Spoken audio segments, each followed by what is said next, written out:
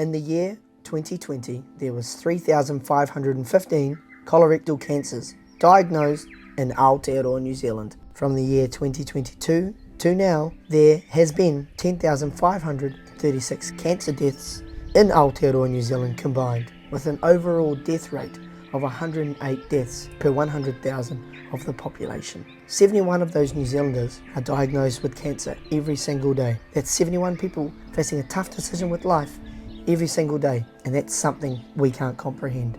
But nothing could prepare you for that day, for that news, just like our friend Dom. Dom was diagnosed with cancer in April of 2024, but she didn't let that stop her from living her life, getting out there and smashing it to the fullest. We at Bring People Dancing saw her TikToks and wanted to have a little chat with her, as well as inviting her along to one of our festivals we throw with audiology and trademark called The Currents in the beautiful town of Taupo.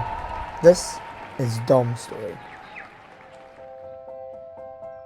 It's well, I'm glad that we could actually get you up from Christchurch for it. Yeah. It's nice to meet you. You too. Are you excited? Yeah, I'm excited. How was your flight up?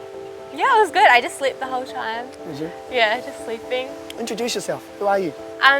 Well, I'm Dominique. I'm from Christchurch, or Dunedin originally, but in April I got diagnosed with terminal colorectal cancer, which had spread to my liver and other parts of my body. So yeah, that's just been my year. I had to drop out of uni and stop my job, and yeah, I just do cancer treatment now. Yeah, takes a lot, yeah.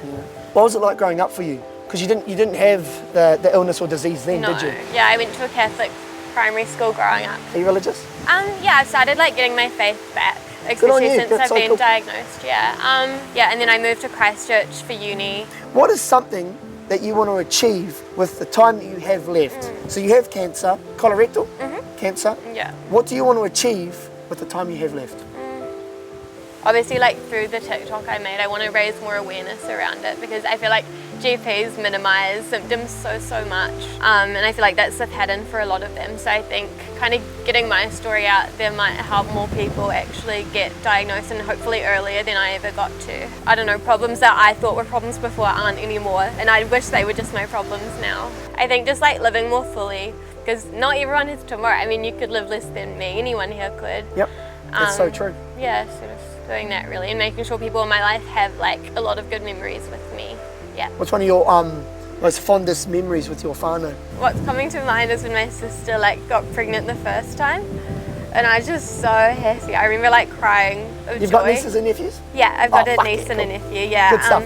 I think that really, I'm just like, I adore them so much, my niece and my nephew. It's cool becoming an uncle and an auntie, eh? Yeah. Good it's the stuff. best, Yeah.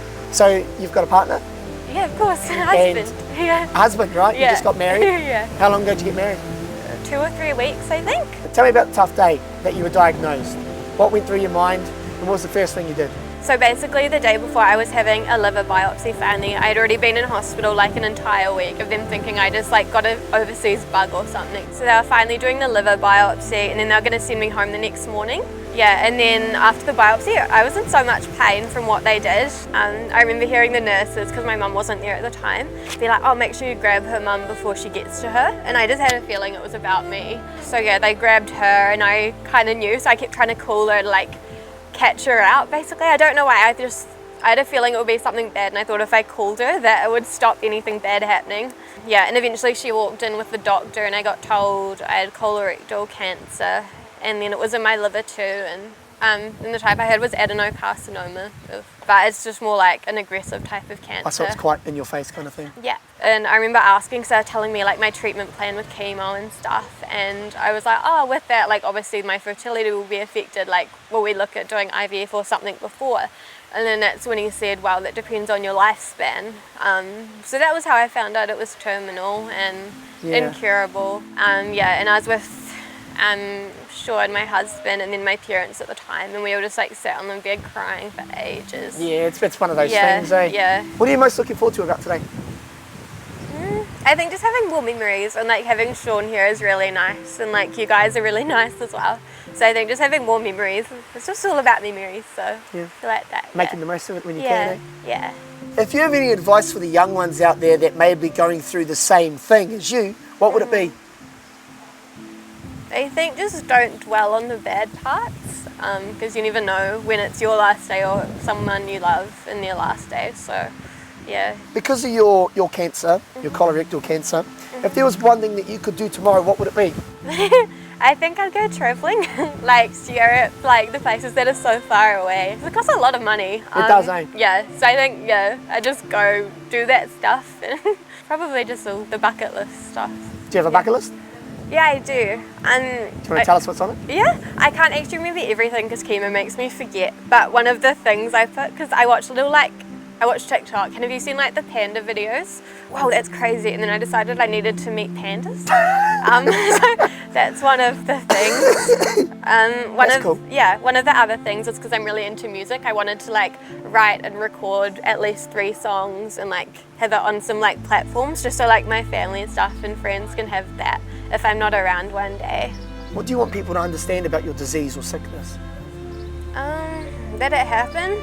Because I feel like we live in a world where people just think bad things won't happen to them. I mean, I never thought this would happen to me. I don't have colorectal cancer in my family. I've had people pass away in my family, but different cancers, and a lot older. The youngest, I think, was 53. Yeah, I think just that it can happen, and like, if you leave it too late, it's not curable. It sucks, yeah. And the health system isn't as good here as we think it is. Because we don't know how much longer we have with you. Yeah. Is there a message you'd like to leave people once you've gone? Just that I love them a lot. Well, we love you. Do you want a hug? I'll give you a hug, eh? Come on. We appreciate you being here, by the way. Thanks. That's why we flew you all the fucking way up here. Thanks. We'll end it there. Yeah. Yeah, she's all right. Good job. Thanks.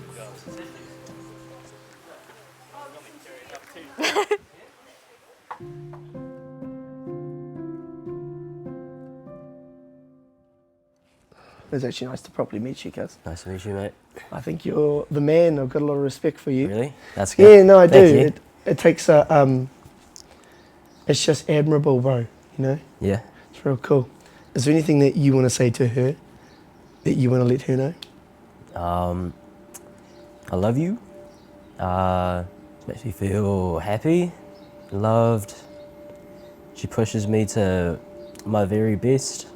I want to try and give her the world. Yeah.